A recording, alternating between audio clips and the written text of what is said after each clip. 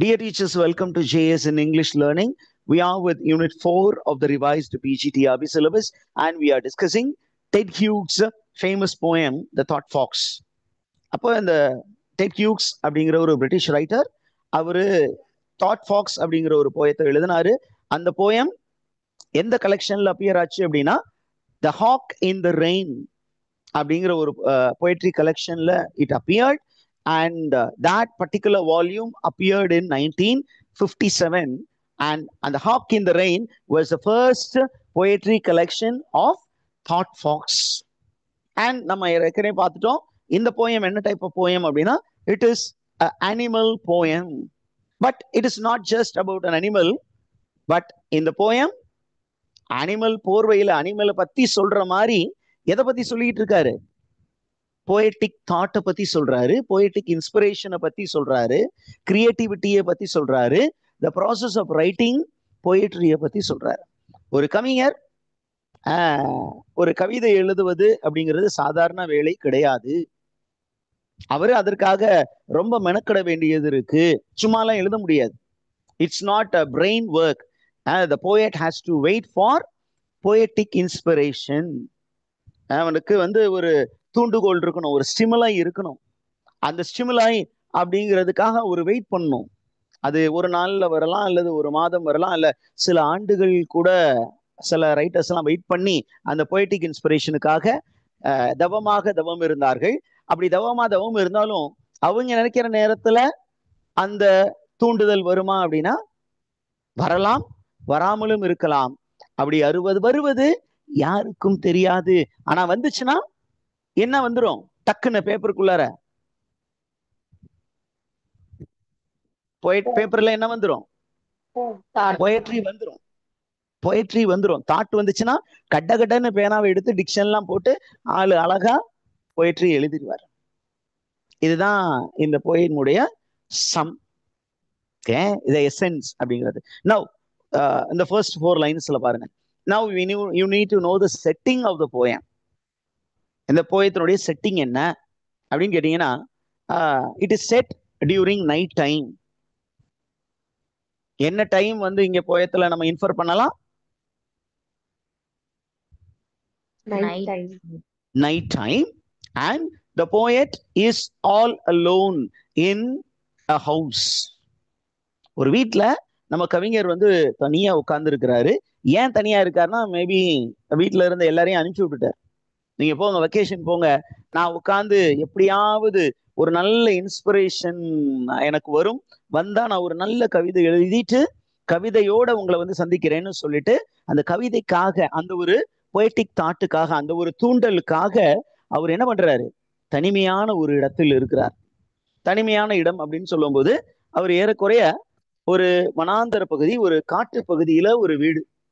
அப்ப அந்த வீட்டுக்கு முன்னாடியும் காடு, பின்னாடியும் காடு. முன்னாடி ஒரு சின்னதா ஒரு கார்டன் இருக்கு.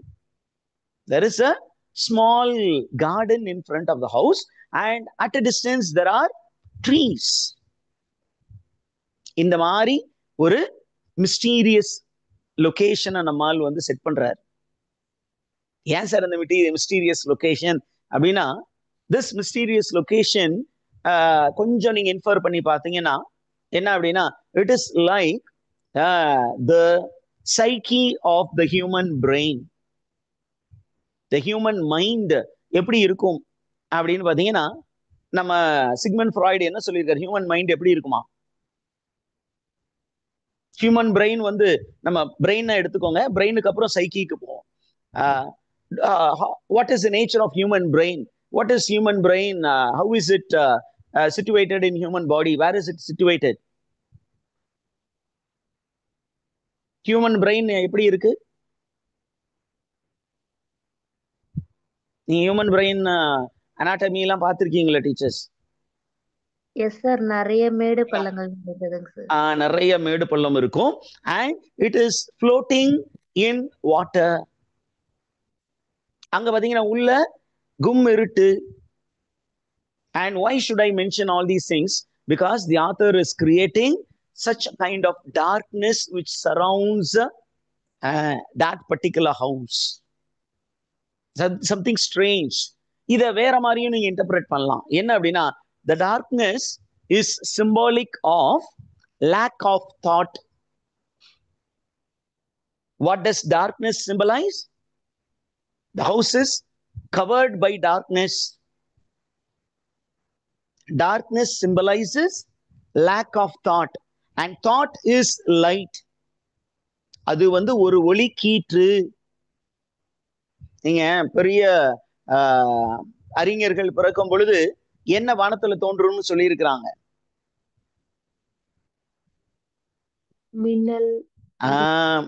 ஒரு அழகான விண்மீன் தோன்றும். அந்த விண்மீனின் ஒளியை பார்த்துதான் ஞானிகள் வந்து என்ன பண்ணாங்க? இயேசுநாதர் பிறந்த போது அந்த நட்சத்திரங்களை படித்து கொண்டிருந்த ஞானிகள் என்ன பண்ணாங்க? அந்த நட்சத்திரனுடைய சைஸை பார்த்துட்டு, this is the sign that the Messiah who is prophesied by the Jewish prophets who is born in this particular place அப்படின்னு சொல்லிட்டு பல இடங்கள்ல இருந்து அவரை தேடி அலைந்து இயேசுவை போய் கண்டுபிடிச்சாங்க. அப்ப தாட் ஜீசஸ் கிரைஸ்ட் பத்தி சொல்லும்போது சொல்றாங்க, வார்த்தை மனு உருவானார் நம்மிடையே குடிகொண்டார். வார்த்தை அப்படின்னா தாட்னு அர்த்தம். First thought and thought becomes word. Thought வந்து நீங்க எழுத போறீங்க அப்படின்னா அந்த எழுதுவதற்கு முன்னாடி என்ன இருக்கணும்? நீங்க ஒரு விஷயம் எழுத போறீங்க அப்படின்னா அதுக்கு முன்னாடி தாட் இருக்கணும். அந்த தாட் வந்து வரும்போது எப்படி வரும் அப்படின்னா ஒரு மின்னல் கீற்று மாதிரி வரும். அந்த மின்னல் கீற்றுக்காக, அந்த ஒளிக்காக தான் எல்லாரும் ஏங்கி தவித்தார்கள். இப்போ ரீசெண்டா நீங்க திருவண்ணாமலையில கார்த்திகை மாசத்தை வந்துருச்சுனாவே என்ன பண்ணுவாங்க? கடவுளை வந்து என்னன்னு பார்த்தாங்க? தீபம். தீபமா பார்ப்பாங்க. அந்த மலை மேல ஒரு பெரிய தீபம் ஏற்றும் போது எல்லாரும் கையை எடுத்து கும்பிடுவாங்க. அப்படின்னா என்ன அர்த்தம்? That light illuminates the lives of human beings. Similarly, for a poet, thought illuminates his life. அந்த மாதிரி ஒரு symbolism is being used. Darkness which envelops the house. அப்ப மிட் டைம் சொல்றாரு பாருங்க. I imagine this midnight moment's forest.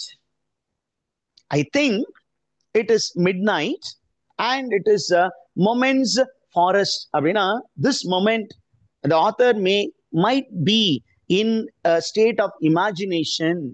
அவரு வீட்டிலேயே இருந்திருக்கலாம். ஆனா அவர் என்ன பண்றாரு? அப்படியே கற்பனையில ஒரு காட்டுல இருக்கிற மாதிரி, தனியா ஒரு வீட்டுல இருக்கிற மாதிரி, அந்த வீட்டுல வேற எதுவுமே உயிரற்ற வேற எதுவுமே உயிரோடு இல்லாதது மாதிரியும், வெளியில ஏதோ ஒன்று இவரை நோக்கி வந்து கொண்டிருப்பதை போல அவரு கற்பனை பண்ணுகிறார்.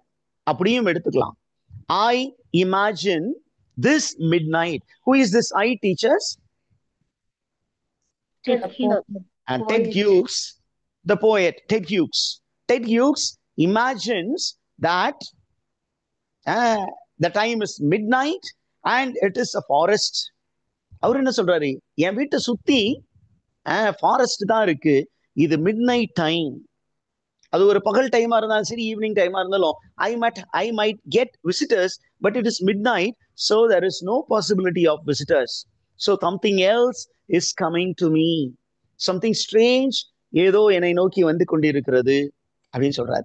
Something else is alive. Night டைம்ல ஊரே அடங்கி விட்டது. ஊர் அடங்கி போய் எல்லாமே இறந்ததை போல் காட்சி அளிக்கிறது. ஆனால் ஒரு சில விஷயங்கள் மட்டும் ரொம்ப ஆக்டிவா இருக்குங்கிறார். என்ன? Number 1, clocks loneliness. ரிவர்ஸ்ல இருந்து வாசிக்கணும். கிளாக் வந்து என்ன பண்ணுது? beside the clocks loneliness. The clock is in the wall and it is working. And how is it working? It is working like the poet. The poet is also working lonely. பக்கத்துல யாருமே companion இல்ல. So the clock and the poet are experiencing the same loneliness. இந்த idea உங்களுக்கு புரிஞ்சுதா teachers? ஆத்தரும் லோன்லியா இருக்காரு, கிளாக்கும் தனியா அந்த வால்ல இருக்கு, வேற யாருமே இல்லை அந்த வால்ல. அப்ப the wall is lonely, it is working. Similarly, யாருமே இல்லாத அந்த வீட்டுல நம்மால நம்ம டேபிள்ல உட்கார்ந்து யோசிச்சுக்கிட்டே இருக்கிறார். He is also working. Okay, and what is the poet doing?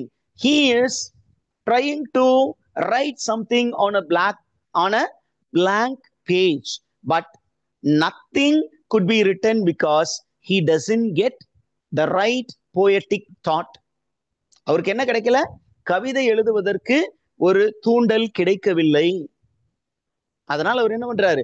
அந்த எம்டி பேப்பரை வெறிக்க வெறிக்க பார்த்துக்கிட்டு உட்கார்ந்து இருக்கிறாரு. அப்ப அவருக்கு ஒரு யோசனை வருது. என்ன அப்படின்னா, நம்ம இங்க தனியா உட்கார்ந்துருக்கோம், இந்த கிளாக் இங்க ஃபங்க்ஷன் ஆகிட்டு இருக்கு, இதை தாண்டி வெளியில ஏதோ ஒன்று நம்மை நோக்கி வந்து கொண்டிருக்கிறது அப்படின்னு அவருக்கு ஒரு உணர்வு நிலை வருது. Did you understand all these things, teachers? Yes, sir. இப்போ let's find the implication of these lines. Something else is a line. This is a line which speaks about something mystery. It is called the sense of mystery is communicated by these lines. Mystery na தமிழ்ல என்னன்னு சொல்றோம் teachers? புதிர். Mystery அப்படின்னு சொன்னீங்கன்னா அது வந்து ஒரு மர்மமான ஒரு விஷயம், ஒரு புதிரான ஒரு விஷயம், நம்மளால புரிஞ்சுக்க முடியாத ஏதோ ஒன்று, ஏதோ ஒன்று உன்னை கேட்டேன், இல்லை என்றால் உயிர் துறப்பேன் அப்படின்னு நம்மால் கவிதர் எழுதுறாரு.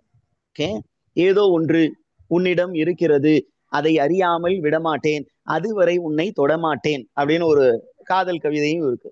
அப்ப ஏதோ ஒண்ணு உன்கிட்ட இருக்கு, அதே மாதிரி ஏதோ ஒண்ணு வெளியில நடமாடிக்கிட்டு இருக்கு, அது என்னன்னு தெரியல, நினைக்கிறேன் அது என்னை நோக்கி தான் வந்துகிட்டு இருக்குன்னு நினைக்கிறேன். அப்ப the poet is aware that something is happening around him, but he could not understand what it was. Now come to the blank page. What is blank page? What does it symbolize? அப்படின்னா it is a symbol. Blank page could symbolize the poet's mind. What is blank at the beginning of the poem? Poet's mind.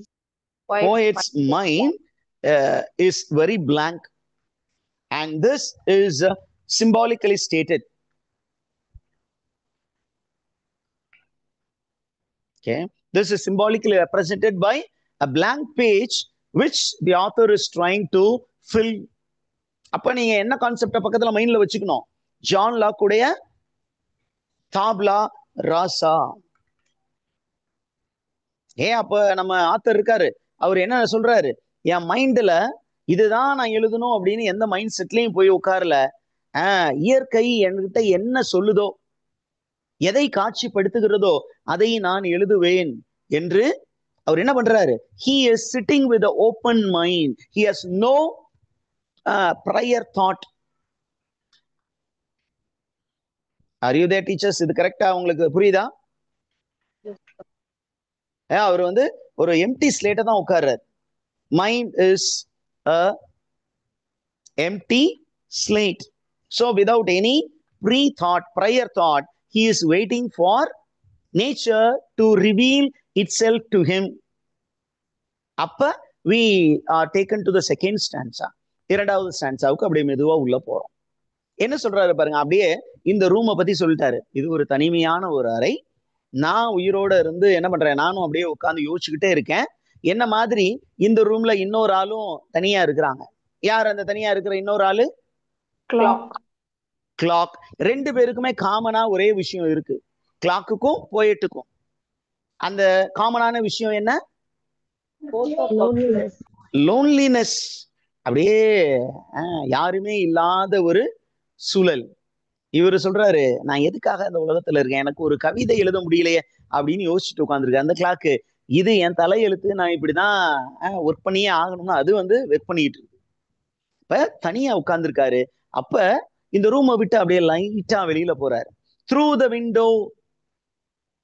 The window அப்படின்னு சொன்னீங்கன்னா again it is simple. It symbolises what அப்படின்னு கேட்டீங்கன்னா it symbolises I. What gives us impression of the world?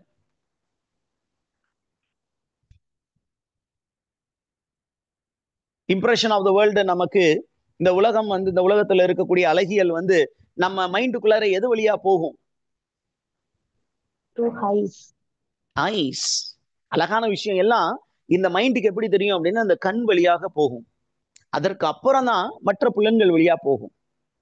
பாக்குறீங்க, பார்த்தோன்னே போய் touch பண்ணி பார்ப்போமே, அடுத்ததுதான் தொடு உணர்வு வரும். தொடு உணர்வு அப்படிங்கிறது வரும். அப்புறம் நுகர்தல் உணர்வு அப்படிங்கிறதெல்லாம் அடுத்தடுத்தது. முதல் விழியில் விழுந்து, உயிரில் கலந்து, உணர்வில் கலந்த உயிரே அப்படின்னு கவிஞர் மருதகாசி அலைகள் ஓவியதில்லை படத்துல எழுதினாரு. விழியில் விழுந்து, அதை வச்சு நிறைய கவிதைகள் அப்படியே கொஞ்சம் அப்படியே அதை பட்டி டிங்கரிங் பண்ணி நிறைய கவிஞர்கள் கவிதை எழுதிட்டாங்க. விழியில் விழுந்து அப்படின்னு. இப்ப விழி வழியா ஒரு இம்ப்ரெஷன் இவருக்கு வருது. அப்ப through the window he is looking at the natural world, இயற்கை உலகை பார்க்கிறார். அப்ப அவருக்கு இயற்கை எப்படி அவருக்கு தெரியுதுன்னு பாருங்க. அவர் என்னத்தை பாக்குறாரு? வானத்தை பாக்குறாரு.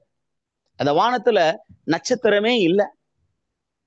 அப்ப இந்த இயற்கை அழகானதாக இவருக்கு தோன்றி இருக்குமா? ஸ்டார்லெஸ் sky will not impress the writer. அப்ப என்ன பண்றாரு? திருப்பியும் டிப்ரெஸ்ட் ஆயிட்டார். என்னடா, நான் அட்லீஸ்ட் இந்த வானத்துல நிலவை பார்த்தாவது கவிதை வரும், அல்ல நட்சத்திரங்களை பார்த்தாவது கவிதை வரும், ஒண்ணுமே இல்லாம வெறுமையா இருக்கே அப்படின்னா it is the projection of the poet's mind. அவருடைய மைண்ட்ல என்ன இருக்கோ ஒரு வெறுமை இருக்கு, ஒரு எம்டினஸ் இருக்கு. அந்த எம்டினஸ் தான் என்னவா தெரியுது அவருக்கு? ஸ்டார்லெஸ் கையா தெரியுது. இந்த ஒரு ஐடியா உங்களுக்கு புரிந்ததா? அவருடைய மைண்டு பிளாங்கா இருக்கு, எதுவுமே இல்ல. அதுதான் ஒரு ப்ரொஜெக்ஷனா. This is again a poetic device, projecting your mind onto natural object. அந்த மாதிரி ஒரு விஷயம். It's simple. Starlight night is a symbol of the poet's blank mind. அந்த நேரத்துல அவருடைய மைண்ட் எம்டியா இருக்கு. அந்த எம்டினஸ் ஃபில் பண்றதுக்கு ஏதோ ஒன்று அவரை நோக்கி வந்து கொண்டிருக்கிறது. என்ன வருது பாருங்க, அழகா எல்லோல ஹைலைட் பண்ணிருக்கேன். Something more near. ஏதோ ஒன்று வருகிறது, என்னன்னு எனக்கு தெரியல. I still cannot decipher what it is, but it is coming through deeper within darkness. அந்த இருட்டுல ஏதோ ஒன்று மெதுவா என்னை நோக்கி வருகிறது. is entering my loneliness. என்னுடைய ஜோன்குள்ளார அப்படியே உள்ள வருது. என் வீடு இருக்கக்கூடிய அந்த ஏரியாக்குள்ளார அது வருது அப்படின்னு சொல்றாரு. அப்படியே மிஸ்ட்ரி அப்படியே கேரி ஆன் பண்றாரு. கொஞ்சம் காத்திக் எலமெண்ட்ஸ் இங்க இருக்கு. அப்படியே சென்ஸ் ஆஃப் மிஸ்ட்ரி நம்மள ஒரு பதட்டம் அடைய வைக்கிறாரு. ஐயோ என்ன வரப்போகுதுன்னு தெரியலையே, இந்த ஆள கிழிச்சு கூறு போட்டுருமோ அப்படின்னு நம்ம பதட்டம் அடைகிற மாதிரி ஒரு விஷயம் சொல்லி அப்படியே அடுத்த ஸ்டான்ஸோட கனெக்ட் பண்றாரு. நீங்க பாத்தீங்கன்னா ஏறக்குறைய செகண்ட் ஸ்டான்ஸால இருந்து the rest 5 stanzas இருக்குல்ல, 2, 3, 4, 5, 6 all are connected stanzas. And the connecting technique is called enjambment. எதுக்கு சார் enjambment அப்படின்னு கேட்டீங்கன்னா, the movement of the fox towards the poet, அது அப்படியே ஒரு கனெக்டட் சீக்வன்ஸா கொடுத்திருக்கிறார். ஒவ்வொரு ஸ்டான்ஸாவும் தனியா நிக்காம எல்லாமே connected. The last line of the second stanza is connected to the first word of the third stanza. அப்படியே ஒரு மூமெண்ட், அப்படியே இந்த ஃபாக்ஸ் இந்த கார்னர்ல இருந்து அப்படியே இந்த போயட்டுடைய மைண்டுக்குள்ளார இறங்கிருச்சு. அப்ப now he is going to describe. அப்படியே ஒரு கண்ணுக்குள்ளார எது நிக்குது, அவரால் பார்க்கக்கூடிய தூரத்துல the image is coming. இது வரைக்கும் டார்க்னஸ்ல இருந்த இமேஜ் என்ன பண்ணுது, அப்படியே மெதுவா இவருடைய பார்வைக்கு வருகிறது. Third stanza. Cold delicately as the dark snow. Slowly the animal is approaching him. How is it approaching him? Cold, because the climate is cold outside. வெளியில ரொம்ப சில்லான கிளைமேட் இருக்கு. எந்த மாதிரி வருது? As the dark snow. Snow எப்பொழுதுமே என்ன மாதிரி இருக்கும்? ஒயிட் ஸ்னோ தானே சொல்லுவாங்க. ஆனா இங்க ஆத்தர் என்ன பண்ணிருக்காரு? டார்க் ஸ்னோன்னு சொல்லியிருக்காரு. So it is a device called transferred epithet. Transferred epithet. ஏன் சார் இந்த transferred epithetனா adjective? வேற இடத்துல போட வேண்டிய அட்ஜெக்டிவை இந்த இடத்துல கொண்டு வந்து போட்டிருக்கிறாரு. எதுக்கு போட்டிருக்காரு அப்படின்னு கேட்டீங்கன்னா, he is in darkness, அவர் தான் அறியாமையில இருக்காரு.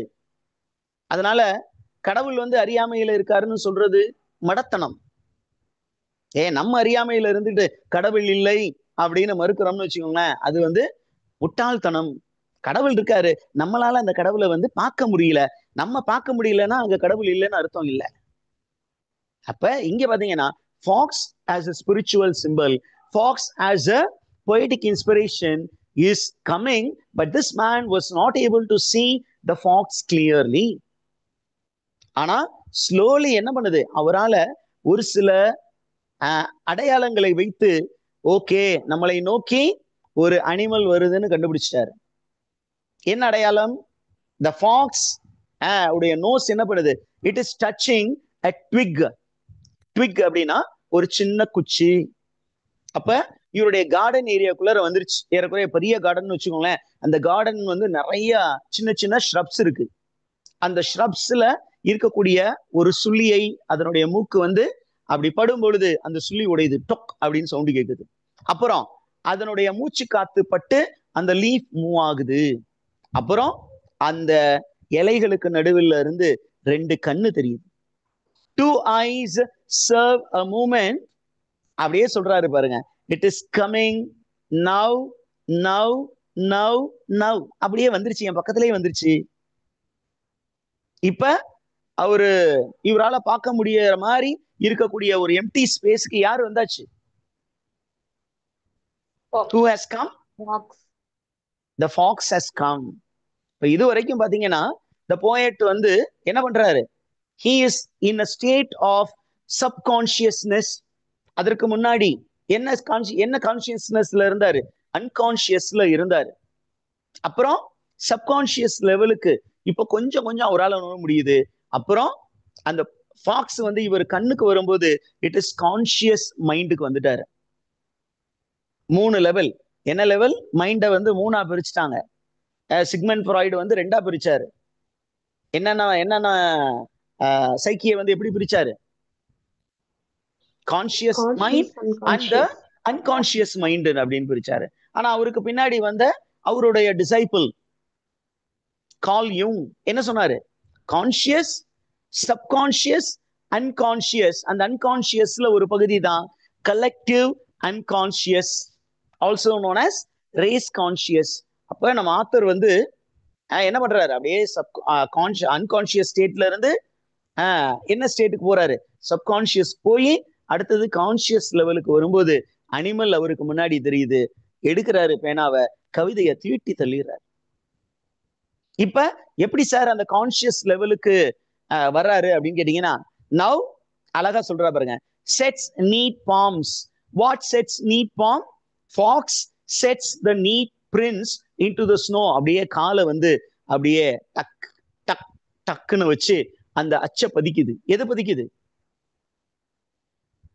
Fox is imprinting its footprints in the snow. Okay, snow can be taken as a symbol for the white paper. And the white paper la imprints. What are the imprints? Words. இவர் பேனா எடுத்து எழுத ஆரம்பிச்சிட்டாரு. அந்த white paper, white snow என்னாச்சு?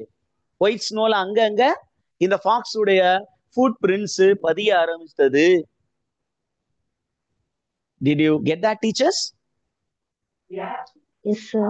இப்ப அப்படியே பாருங்க, அழகா அந்த ஃபுட் பிரிண்ட்ஸ் வச்சு என்ன பண்ணுது? மரத்துக்கு இடையில அப்படி ஒளிஞ்சுக்கிட்டு எட்டி பாக்குது. Between the trees, and the fox is slowly limping. Warily ஒரு வேர்டு கொடுத்துங்க. Warily-னா கேர்ஃபுல்லி, ரொம்ப பார்த்து பார்த்து அடி எடுத்து வைக்குது. ஆனா இவரு அப்படியே அப்சர்வ் பண்றாரு, அது வேகமா வர முடியல. ஏன் அப்படின்னா நொண்டி அடிக்குது.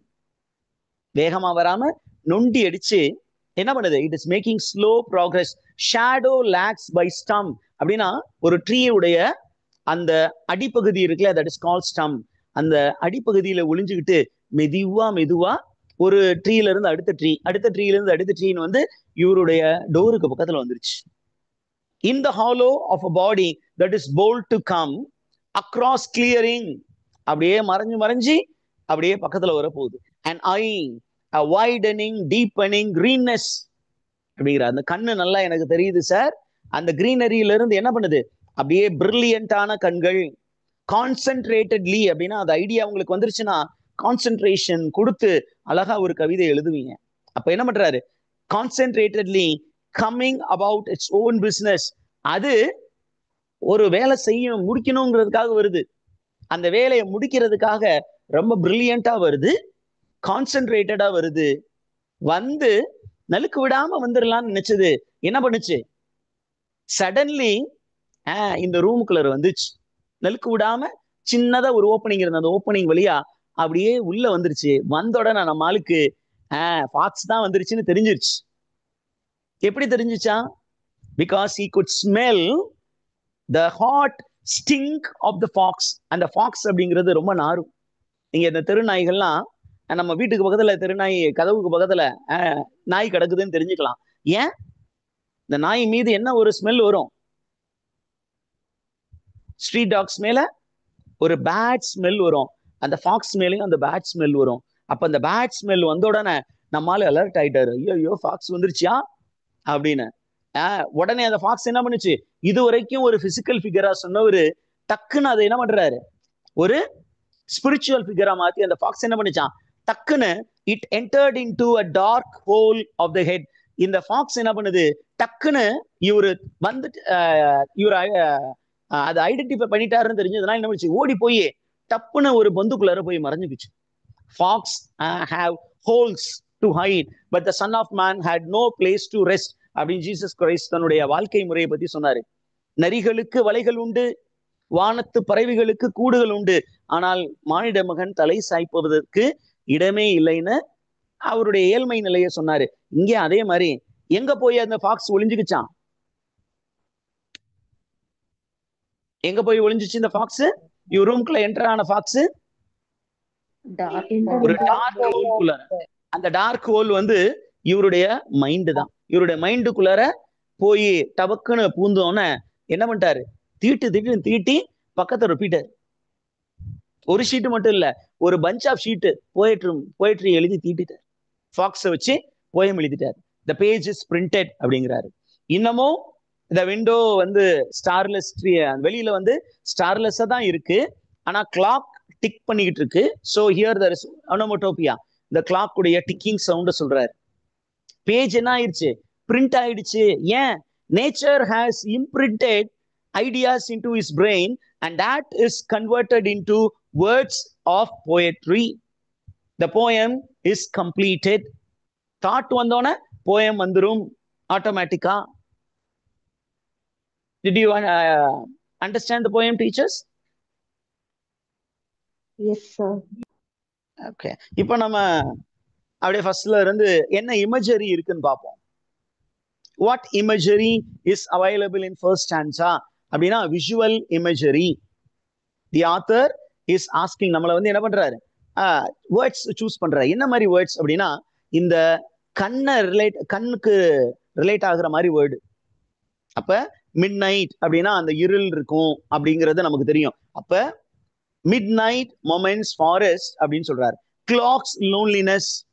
அப்புறம் ஒரு பேஜ் காட்டுறாரு, பேப்பர் அப்படின்னு சொன்னோடனே பிளாங்க் பேஜ்னா நமக்கு ஒரு ஒயிட் ஷீட் கண்ணுக்கு வந்துட்டு போகும். ஓகே, அடுத்த ஸ்டான்சர் எடுத்துக்கோங்களேன். விண்டோனா நம்ம ஒரு விண்டோ இப்படிதான் இருக்கும், என் பக்கத்துல ஒரு விண்டோ இருக்கு. ஓகே, அந்த விண்டோ டக்குன்னு எனக்கு மைண்டுக்கு வந்துட்டு போகும். அதே மாதிரி ஐ சி அப்படிங்கிறாரு. அந்த சீங்கிற word is relating to visual imagery. Darkness visual imagery. Loneliness அப்படிங்கிற வேர்டு வருது இல்ல, எங்கெங்கெல்லாம் லோன்லினஸ் வருதோ it is called kinesthetic imagery. என்ன இமேஜரின்னு சொல்றோம் டீச்சர்ஸ்? கினஸ்தெட்டிக். கினஸ்தெட்டிக்னா உணர்வு நிலை குறிக்கக்கூடிய வார்த்தை. கினஸ்தெட்டிக் இமேஜரி பயன்படுத்தி இருக்கிறார். அதற்கப்புறம் பாருங்க, ட்விக், ஃபாக்ஸுடைய நோஸ் கினஸ்தெட்டிக் இமேஜரி. நீங்க ஒரு நாயுடைய நோஸ் அந்த ஈரத்தோட உங்க பக்கத்துல வந்துச்சுனாவே உங்களுக்கு ஒரு ஃபீலிங் உருவாகும். ஒரு செல்ல பிராணி நம்ம பக்கத்துல அந்த நோஸ் வச்சு டச் பண்ணும்போது ஒரு புரியாத ஒரு உணர்வு, இனம் புரியாத ஒரு ஒரு அலாதியான ஒரு உணர்வு வரும். அந்த ஒரு உணர்வு நிலை கினஸ்தட்டிக் இமேஜரி. அதுக்கப்புறம் பாருங்க, இந்த ரெப்படிஷன் இருக்கு பாருங்க, அழகா யூஸ் பண்ணியிருக்கிறாரு. Now now now now with varying intensity.